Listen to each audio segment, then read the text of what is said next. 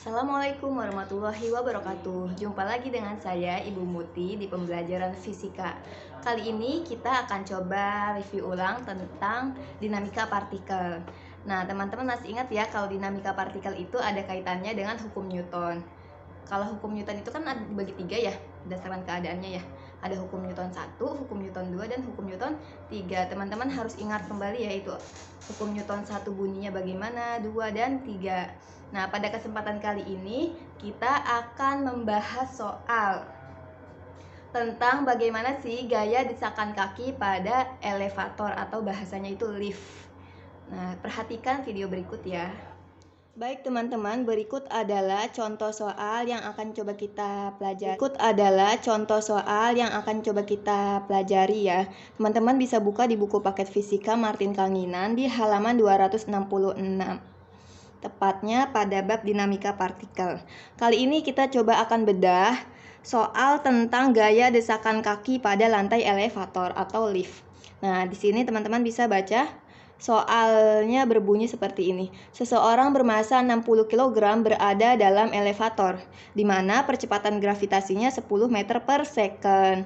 Tentukan desakan kaki orang pada lantai elevator ketika elevatornya diam, ketika elevatornya sedang bergerak dengan kecepatan tetap, kemudian ketika elevator sedang bergerak ke bawah dengan percepatan 3 meter per second, dan ketika elevatornya sedang bergerak ke atas dengan percepatan 3 meter per second. Nah, untuk percepatan itu simbol satuannya meter per second kuadrat ya teman-teman. Di sini tambahkan kuadratnya.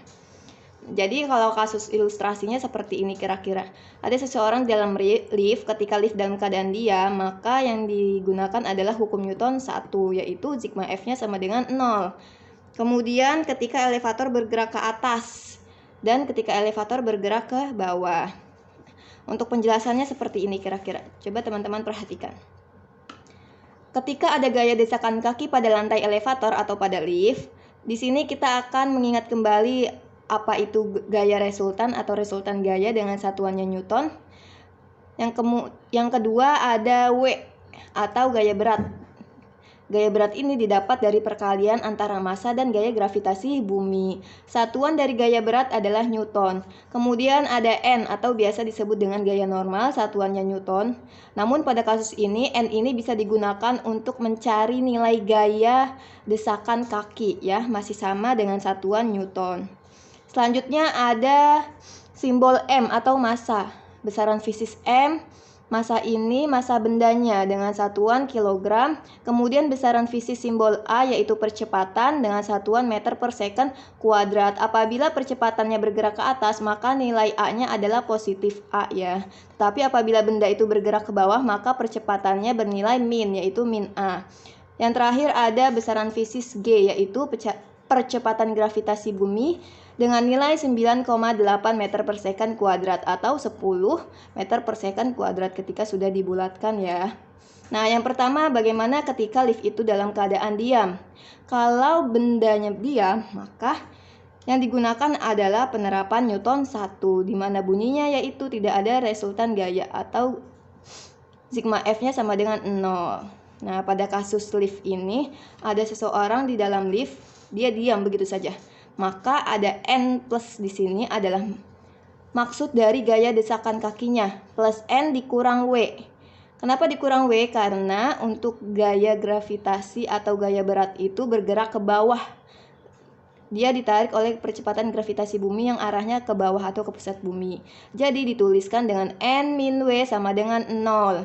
N dikurang W itu didapat dari M kali G, kemudian sama dengan 0. N sama dengan min M kali G ini pindahkan ruasnya, maka jadi positif. N sama dengan M dikali G, masanya 60 dikali gravitasinya 10. Maka gaya desakan kaki pada saat elevatornya diam sebesar 600 Newton gitu ya teman-teman. Jadi ketika diam, teman-teman harus menerapkan dan menggunakan persamaan dari hukum Newton 1. Yang selanjutnya bagaimana ketika liftnya bergerak ke arah bawah, maka kita gunakan penerapan dari hukum Newton 2, di mana bunyinya yaitu sigma F-nya akan sama dengan M kali A, yaitu resultan gayanya akan sama dengan perkalian dari massa dengan percepatan benda tersebut. Jadi ilustrasi gambarnya kira-kira seperti ini. Seseorang yang di dalam lift dan ketika lift itu bergerak ke bawah, nah, jadi percepatannya bernilai min A. Percepatannya bernilai min 3 meter per second kuadrat. Coba kita tuliskan rumusnya. Sigma F sama dengan M kali A berdasarkan hukum Newton 2. Kemudian F-nya di sini adalah resultan gaya yang bekerja pada sistemnya. Ada siapa saja? Ada gaya normal atau desakan kakinya nih yang ke atas ini. Kemudian W, gaya berat selalu mengarah ke bawah. Jadi dituliskan N min W sama dengan M kali A. N sama dengan min W-nya pindahkan ruas jadi plus W, maka N sama dengan M dikali min A plus W. M dikali min A-nya adalah 60 dikali min 3. Dan W di sini senilai dengan 600 ya, didapat dari 60 kali 10. Ada kaitannya dengan pertanyaan yang tadi pertama, 600 kita bisa substitusi langsung di sini, kita tulis 60 dikali min 3 sama dengan min 180. Selanjutnya ditambah dengan 600, maka didapat hasil bahwa nilai atau gaya desakan kakinya pada saat elevator bergerak ke bawah, N-nya bernilai 420 Newton. Yang selanjutnya, yang terakhir ketika elevator itu bergerak ke atas. Jadi seseorang yang di dalam lift ikut bergerak ke atas, lift bergerak ke atas, itu nilai percepatannya plus A, yaitu plus 3 meter per second kuadrat. Di sini resultan gaya yang bekerja ada gaya desakan kaki yaitu N dan gaya berat yang ditarik oleh gaya gravitasi bumi ke bawah, maka ditulis N min W sama dengan M kali A. Min W-nya pindah ruas lagi, maka N sama dengan M dikali A plus W. M dikali A. Ingat, A-nya bergerak ke atas maka positif A. Jadi 60 dikali 3 sama dengan 180 ditambah W-nya tadi 600. 180 ditambah 600 sama dengan 780. Maka besar desakan kaki pada lift saat bergerak ke atas senilai 780 Newton.